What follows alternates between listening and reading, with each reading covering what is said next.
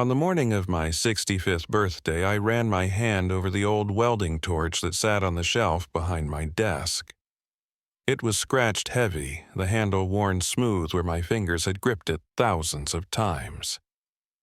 I'd kept it all these years not because I needed it, but because it reminded me where I started. A damp garage in South Seattle.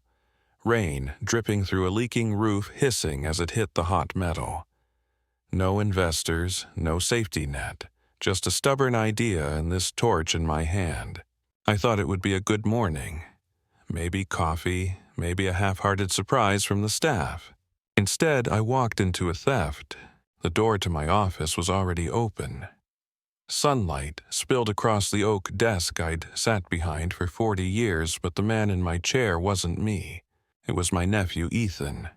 Head down, pen moving fast, signing papers that erased my name from the company I built with these hands.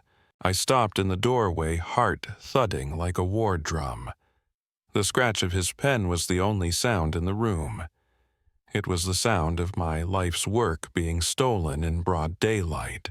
You don't expect betrayal to come from family, and you don't expect it on your birthday.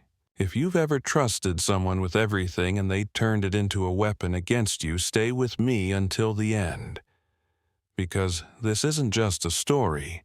It's the kind you'll remember long after you hit that subscribe button. My name is Daniel Foster, 65 years old today, and every brick of the life I built stands here in Seattle. When I was 25, I rented a damp single-car garage on the south side of the city. The rent was cheap because the roof leaked. Every time the rain came, and in Seattle, that's almost every day, I had to cover my workbench with plastic sheets to protect my tools. I didn't have investors. I didn't have connections.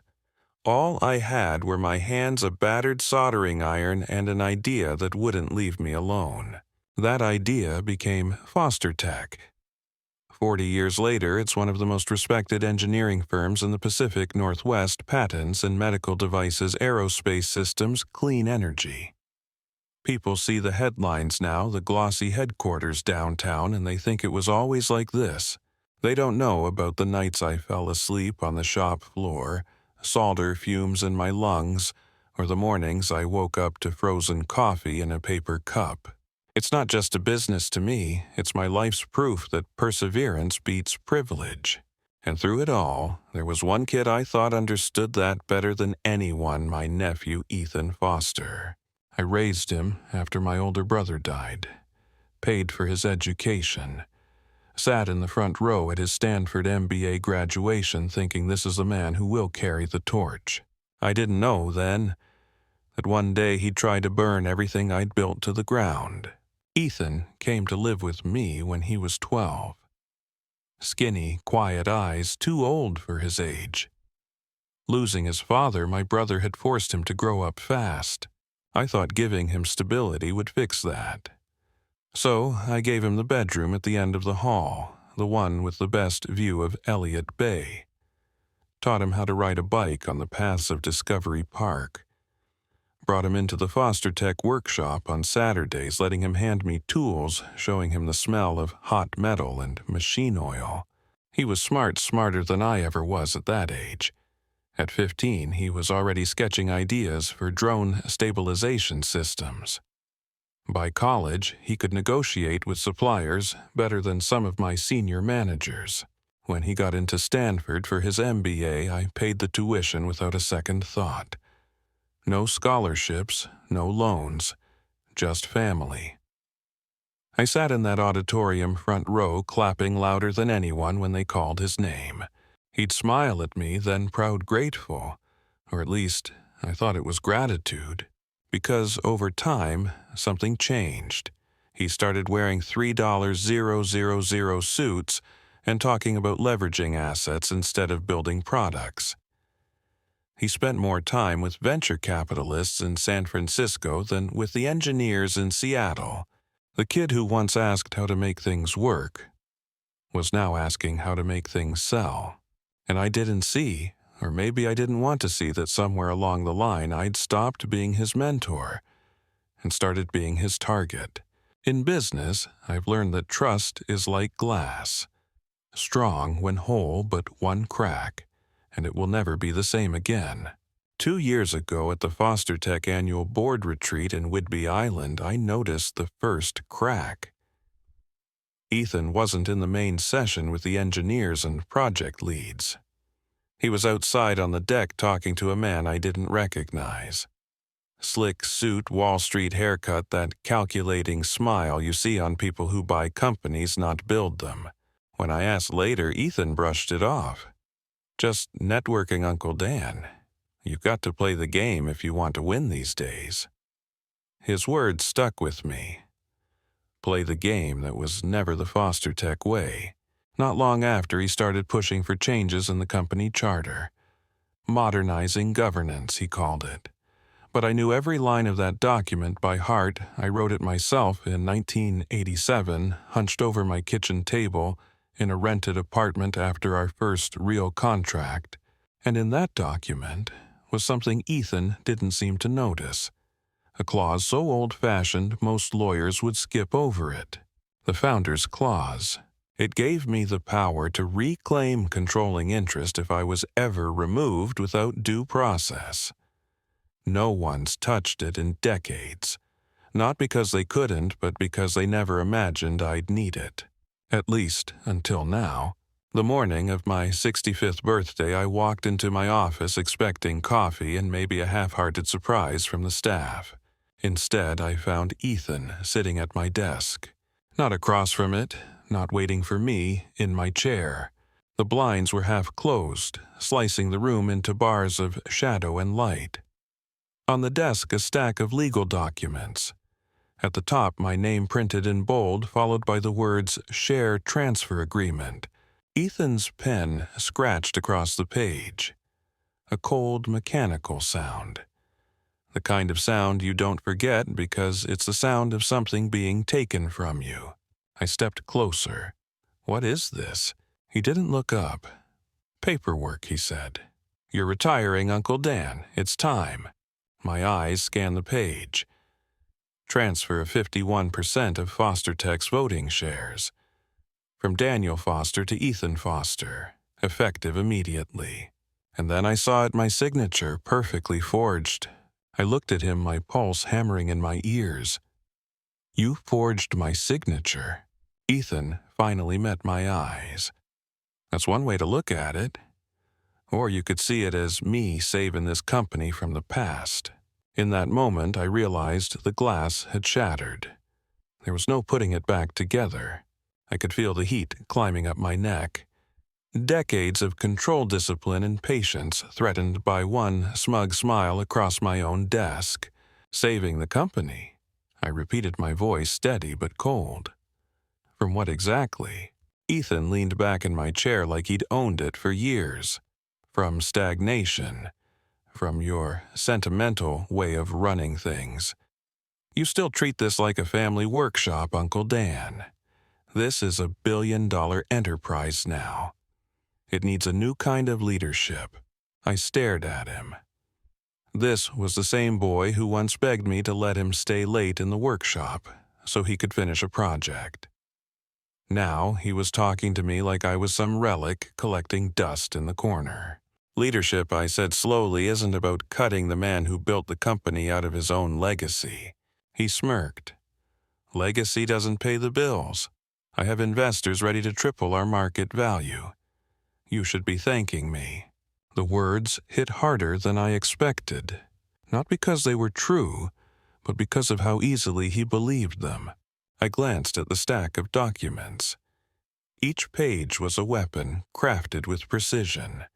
And that signature, my signature, was the bullet in the chamber. Inside, I could feel something shift. The shock faded. The hurt dulled. What replaced it was calculation. I didn't slam the door when I left. That's what he'd expect, an angry, humiliated old man storming out. Instead, I walked out slow, calm, controlled. The elevator ride down from the 20th floor felt longer than usual. My reflection in the brushed steel doors stared back, silver hair steady eyes. I'd built FosterTech with these hands. Now they'd dismantle Ethan's little coup piece by piece. By the time I stepped onto Fifth Avenue, the drizzle had started Seattle's constant backdrop. I pulled my phone from my pocket and called Marianne Clark. An old friend, a better lawyer. She picked up on the first ring. "Daniel, what's wrong? I need you to start digging. Ethan's forged my signature on a share transfer. I want every record, emails, bank statements, board meeting, minutes from the last 6 months. There was a pause, then her voice sharpened. On it. I'll get a subpoena if I have to. Next, I headed to the storage level beneath the building.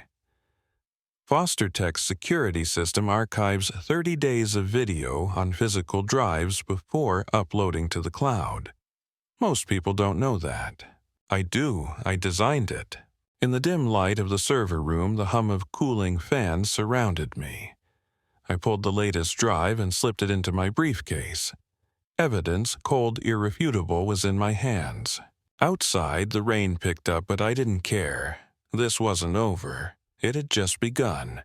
That night, I sat in my study at home. Rain tapped against the window, steady and unrelenting.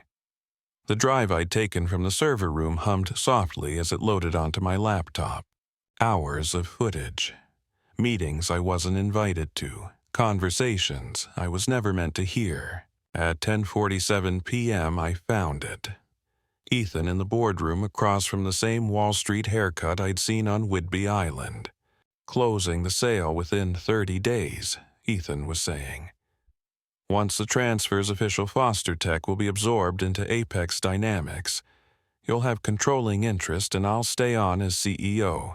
The other man nodded. And your uncle? Ethan's smirk made my stomach turn. By then he'll be a footnote. I leaned back in my chair, feeling the weight of every second ticking away. 30 days. After that, FosterTech wouldn't just be taken from me, it would vanish, swallowed whole by a corporation that didn't care about our people, our history, or the products we built to save lives. I picked up the phone and called Marianne again. We have a timeline, I told her. 30 days. They're selling to Apex Dynamics. I want a freeze on any major transactions starting tomorrow. Understood, she said. But Daniel, 30 days isn't much time. I looked at the rain streaking down the glass. It's enough, I said. It has to be. The next morning, I walked into FosterTech like nothing had happened. Nod to the receptionist. Small talk with the security guard. If Ethan thought I was beaten, I'd let him believe it, at least for now. I took the back stairwell to the R&D floor. That's where I found Clara Ruiz, our lead systems engineer. She'd been with me for 15 years, long enough to know when something smelled wrong. She looked up from her workstation, brow furrowed. Daniel, you're not usually down here this early. I closed the door behind me. Clara, I need your help, and I need you to keep it quiet. Her eyes narrowed. This about Ethan. I gave her the short version signature forgery Apex Dynamics 30 days. She didn't interrupt, but I saw her hands tighten around her coffee mug. What do you need? She asked. Everything on Apex integration plans, product roadmaps, staffing projections, budget cuts. If I can prove this sale harms our core mission, I can get the board to block it. Clara nodded slowly. I've already seen preliminary drafts. They're planning to shut down half our Seattle operations and move R&D to Texas. That hit me harder than I expected. Seattle wasn't just our headquarters, it was home. Get me copies, I said. And Clara, be careful. If Ethan suspects you're helping me, he'll cut you out fast. She smirked. Let him try.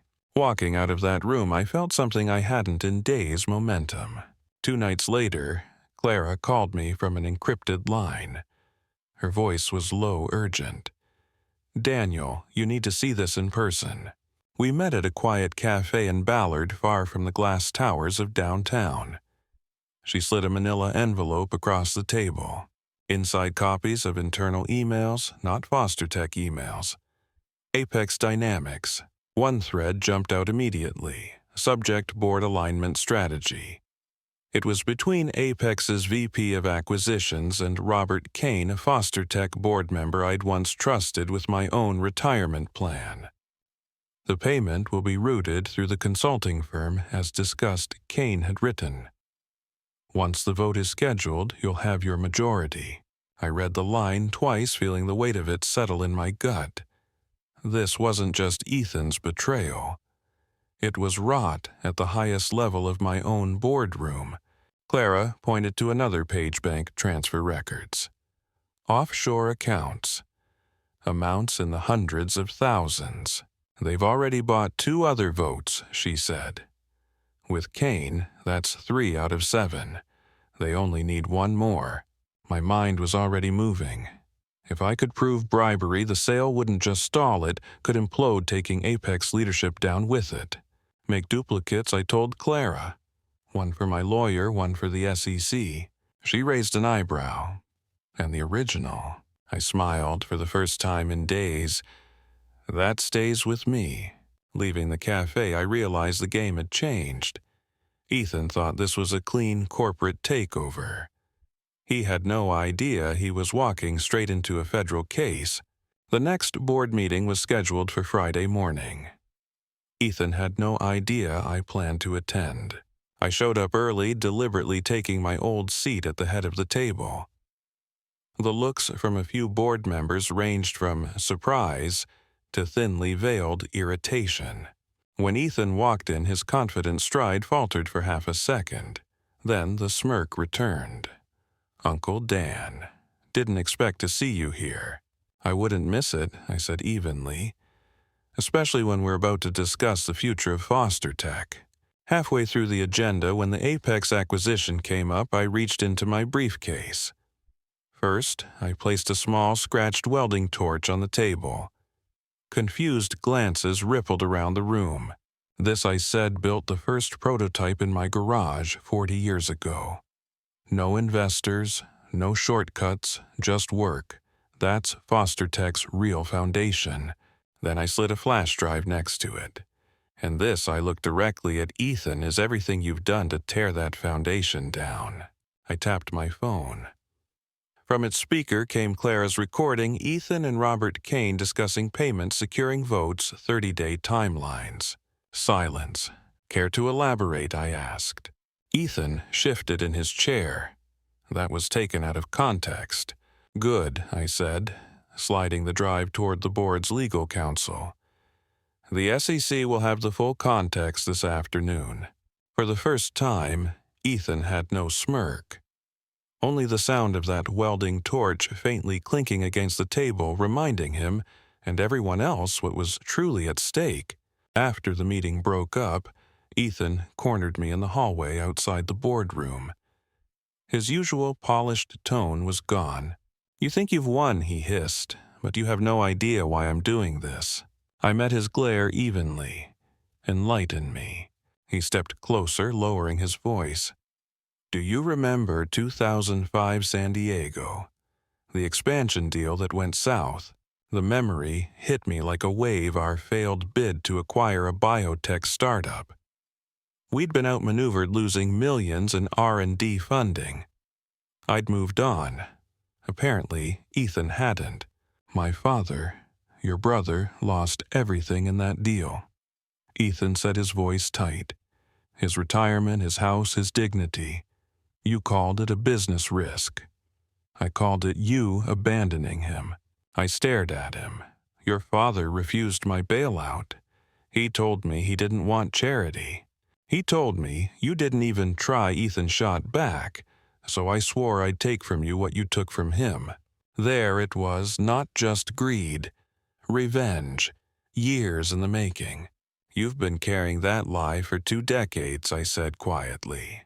"Long enough to destroy yourself in the process." He smirked, but it didn't reach his eyes.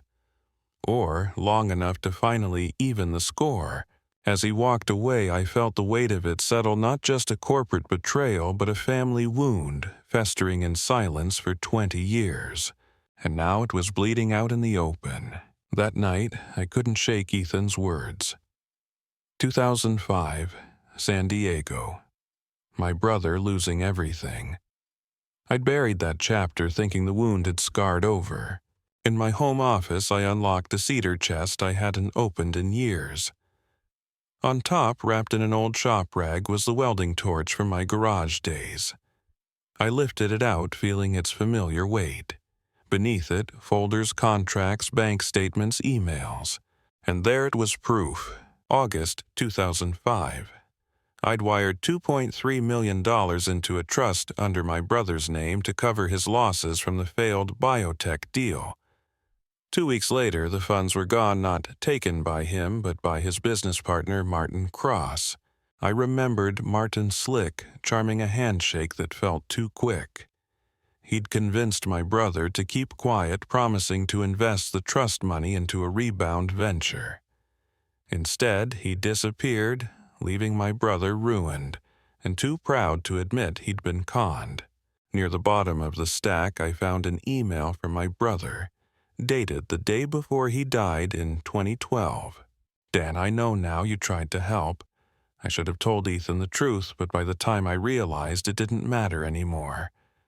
I'm sorry. The welding torch sat on my desk beside the letter, its cold steel catching the desk lamp's light. It was the same tool that had built my first product, and now it felt like the last thing connecting me to the truth. For 20 years, Ethan had been aiming his rage at the wrong man, and now I had to decide, would this truth save him or finish him? I found Ethan in his corner office the next morning, staring out over the Seattle skyline. He didn't turn when I walked in. "If you're here to gloat, save it," he said. "I'm here to tell you something your father never did," I replied. That made him look at me. His eyes were bloodshot, the arrogance dimmed. I set a slim folder on his desk. "That's the trust I set up in 2005. $2.3 million wired into your father's name. Check the withdrawal records." He opened it, scanning the documents, frown deepening with each page. This is Martin's account. Yes, he took the money. Your father knew before he died. I have his email. He admitted I tried to help. Ethan sank into his chair like someone had cut the strings. Why didn't he tell me? Because pride is a prison, Ethan. He couldn't face you knowing he'd been conned. Silence hung between us. Outside, the city moved on unaware of the decades-old poison draining from this room. I leaned forward. You have a choice. Keep playing Apex's game and go down for bribery. Or walk away, testify, and salvage what's left of your name. His jaw worked torn between fury and shame. Finally, he closed the folder. If I do this, it's not for you, he said. I nodded. Doesn't matter who it's for. Only matters that you do it. For the first time, I saw something in Ethan's eyes I hadn't seen in years, doubt. And maybe, just maybe, a sliver of redemption. 2 weeks later, I sat in a stark SEC conference room, the Puget Sound glimmering through the tall windows. Ethan was across the table, flanked by his attorney. His face was pale, but his voice was steady as he detailed Apex's bribery scheme, naming Robert Kane and 2 other board members. The investigators asked for clarification. Ethan delivered it without hesitation. Every name, every payment, every email. When it was over, the lead investigator closed her folder. Mr. Lester, Mr. Walsh, you've given us enough to dismantle this acquisition entirely. Outside, the press swarmed. I gave one brief statement: FosterTech remains independent. Integrity is our only shareholder. The fallout was immediate. Apex's stock plummeted. Kane resigned in disgrace under federal investigation. The 2 other compromised board members quietly stepped down. Ethan and I met one last time in my office before the formal vote to dissolve the Apex deal. I'm stepping away, he said. Not just from the company, from all of it. I need to rebuild somewhere else. I studied him for a long moment. Then, start by rebuilding yourself. When the board voted to terminate negotiations with Apex, it was unanimous. FosterTech would stay ours. I handed in my resignation as CEO the same day, retaining a single advisory seat not for power but for oversight. For the first time in months, the company felt like ours again. 6 months later, the view from my porch in Seattle felt different. Not because the skyline had changed, but because I had. FosterTech was thriving under new leadership. I kept my advisory seat, guiding quietly from the background, no longer chained to the daily battles. The board had implemented stronger ethics protocols, my final gift to the company I built. Ethan kept his word. He'd left the city, starting a small consultancy in Portland. We spoke occasionally, short calls, cautious but civil. Trust wasn't rebuilt overnight, but maybe the foundation was there. One rainy afternoon, I opened the cedar chest in my office again. On top, wrapped in that same worn shop rag, was the welding torch. The metal was still cold, still heavy, but it no longer felt like a weapon. It felt like a reminder of the nights in that leaking garage when all I had was an idea, 2 steady hands, and enough stubbornness to keep going. A reminder that legacies aren't defined by who tries to take them, but by how fiercely you protect and grow them.